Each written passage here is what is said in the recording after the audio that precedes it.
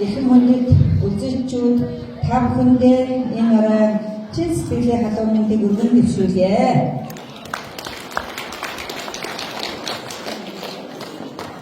Монгол Улсын Улсын хурлын гишүүн, Улсын хурлын төсвийн байнгын хорооны гишүүн, Архангай аймгийн ардчилсан намын дарга Хүр Баатрын мөнх тулг гишүүн маань нийт ард иргэд сонгогчид та бүхэнтэйгээ хийх 17 дахь уулзалтанд хүрэлцэн ирсэн байна. Ингээд шөнөний уулзалтын төлөвлөлөө.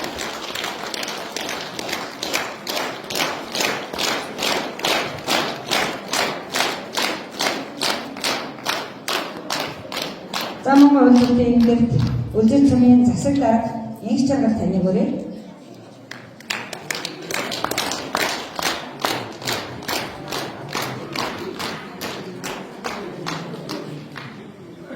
Ингээд энэ орооны одоо гишүүний маань бүтгэхээ хэрэгэд олонтой хийх уулзалтын үйл ажиллагааг нээж өгнө хэмээн үлзий цомын засаг дарга инх чаргал таныг хүрж байна.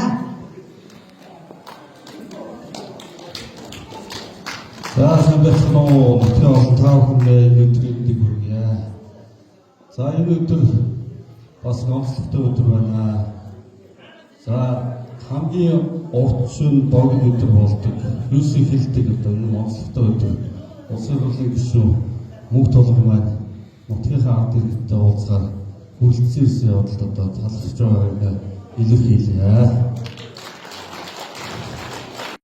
Энэ сайн хэмжээний тэмдрийг сонгоод аймаг нар зүг тойроод ингээ өнөө орой та бүхэндээ сайхан өнгөрүүлэр хүргэлээ.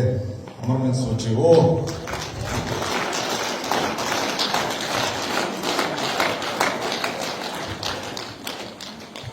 За ингээд их хурлын гишүүнээр сонгогдсноос хойш 1 жил 5 сар 15 хоногийг өнгөрөөсөн байна.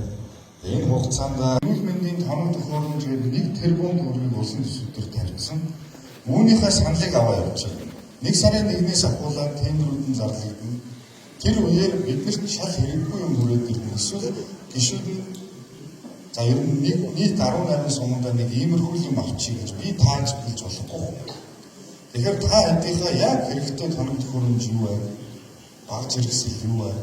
Энийг та хэд маань саналаа өгнө. Тэгээд энэ саналыг нь би бодлоо авалт руу өгөөд за манай улсуудад ийм бодлож авна шүү. Энэ захиалгын дагуу та хэд маань хөрөнгө оруулалт болоод техник хэрэгсэл болоод хүрээд ирэх юм байна шүү. Багш нар та бүхэндээ бас хангаан бүсийн хэмжээнд 2 тэрбум төгрөгийг хангаан бүс шүү зөвхөн агаараар хангаан бүсийн хэмжээнд 2 тэрбум төгрөгийг боловсролын салбарын техник хэрэгсэл тоног төхөөрөмж гэдэг ийм төсөв тавьсан байна. Тэгэхээр манай багш нар одоо ямар багц хэрэгсэл самбар компьютер одоо юу гэдэг хүүхдүүдэд сургахад юу хэрэгтэй вэ? Цэцэрлэгийнхэн бас мөн ялгаа. Саналаа өгөөрэй. Хэдүүлээ энэ 2 тэрбум төгрөгөөр үлцэнтийнхөө сургууль цэцэрлэгт тоног төхөөрөмж авнаа. Та бүхэн маань бичгээр яг одоо ийм компьютер, ийм үзүүлэлттэй ч гэдэг юм те, техникийн үзүүлэлттэй ингээд надад бичгээр өгөөрэй. Тэгээ хэдүүлээ бас техник базаа шинжилээд хүүхдүүдийнхээ боловсролд тоног төхөөрөмж эсвэл 21-р зуунд байна да. Хэдүүлээ сургууль цэцэрлэгтээ бас хоосонгүй хүрээд ирсэн гэдгийг хэлье.